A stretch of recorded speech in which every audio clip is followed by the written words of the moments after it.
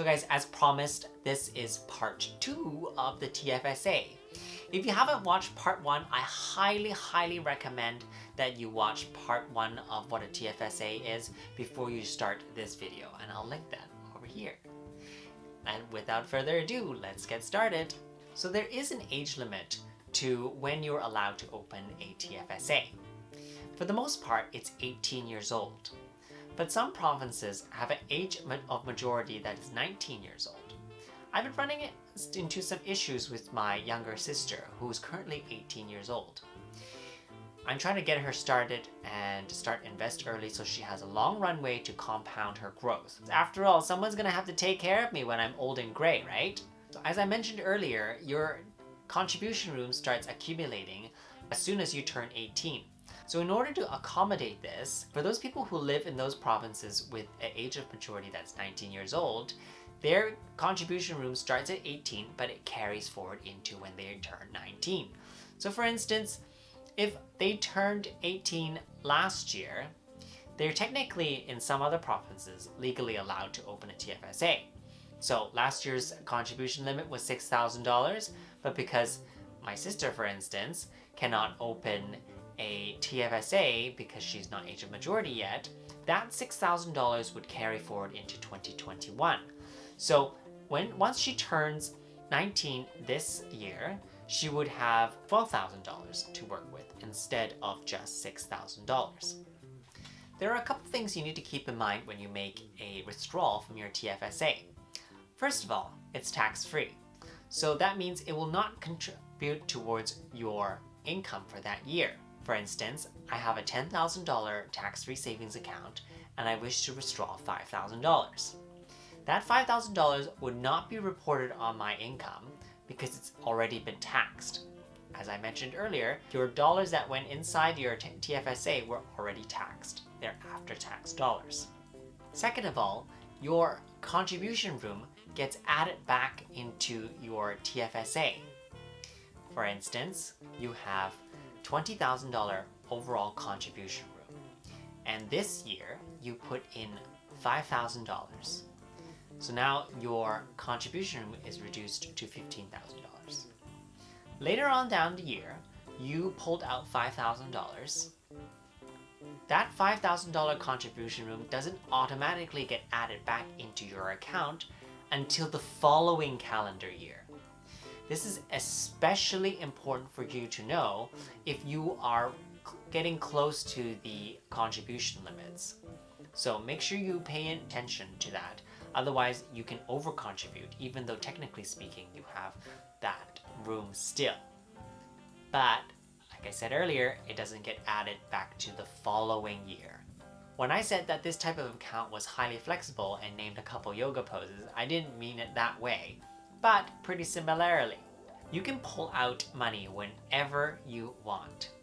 To fund your frivolous spending, of course. Just kidding, don't do that. So say I put money aside and I really wanted to save for my education or for a major ticket purchase. A TFSA would be a great place to park your money because it allows this type of flexibility. Here's another little fun fact about TFSA.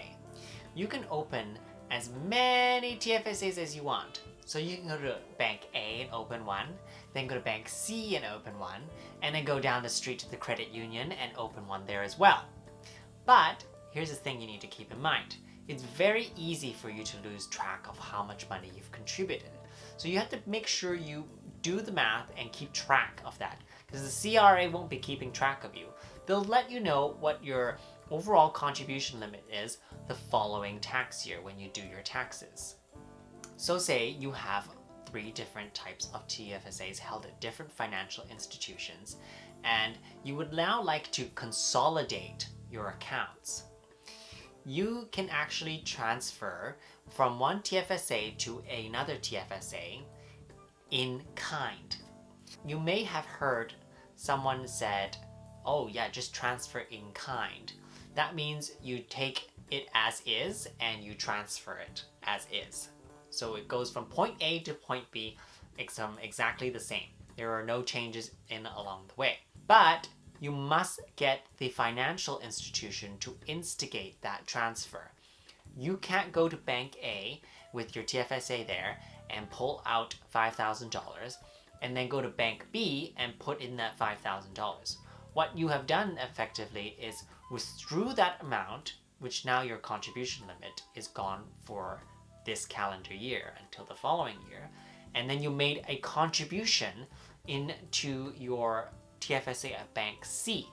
So now you took out $5,000 and that the contribution room you've already used up, and then you put in another $5,000 into your other TFSA in Bank B. So in the CRA's eyes, you did a $10,000 contribution, but really you just put in $5,000. That's why you need to have the financial institution instigate that transfer. Be aware of any fees though. Usually they charge fees when you're transferring accounts. Using this method, you can effectively consolidate all your TFSAs into one TFSA without affecting the contribution room. Now let's talk about what type of investments and products you are allowed to hold inside your TFSA. The name tax-free savings account is a bit misleading, so most people think it's just a different type of savings account. It's partially true in that sense, but not entirely. You can hold cash, you can hold GICs, you can hold some type of interest-generating funds, you can hold mutual funds, you can hold ETFs, but here's one thing that you are absolutely not allowed to hold inside your TFSA, and that is Bitcoin. People have been going crazy over that, and Bitcoin skyrocketed to all-time highs not too long ago. So could you imagine people who have purchased Bitcoins inside their TFSAs a couple of years ago, and now it's grown to $30,000, $40,000? No. The CRA wants a piece of that. There's no way you are allowed to do that. There's a couple things that you're also not allowed to hold inside your TFSA, and that can be found on the CRA's website, which I will link down below. Also, a word of caution on those who open a self-directed TFSA in a brokerage where they can trade stocks or manage their own TFSAs by themselves. You'd be surprised that actually CRA considers stock trading a business activity. So if you are frequently trading stocks inside your TFSA and trying to take advantage of the fact that you get tax-free growth and that money in there is all tax-free, then you are wrong, because the CRA will find out one way or another and they will make you pay taxes on that. There could be additional penalties and your tax-free savings account could potentially lose its status. So guys, that was my high-level overview on what a tax-free savings account is, and I really hope that it helped answer your questions. I think everybody needs a tax-free savings account. It's a great way to supplement your retirement, and it complements the RSP quite well. And of course, depending on your financial situation, you may only need a TFSA and not so much an RSP. As always, and like I always say, please do your own homework and do your research. A tax-free savings account is not complicated by any means, but it also may not work in your favor if you can't take full advantage of its benefits. If you have any more specific questions in mind, by all means leave me a little comment down below and I will get back to you as soon as possible. Or you can go into the description box and find my email address and email me there. As always, if you found value in this video segment, please go down there and hit that like button and smash that subscribe button as well. And while you're down there, you might as well hit the little bell icon so you get notified with more content just like this. And thank you so much for your support. Until next time, I'll see you in another episode of Money Talk with Hermie. Bye bye!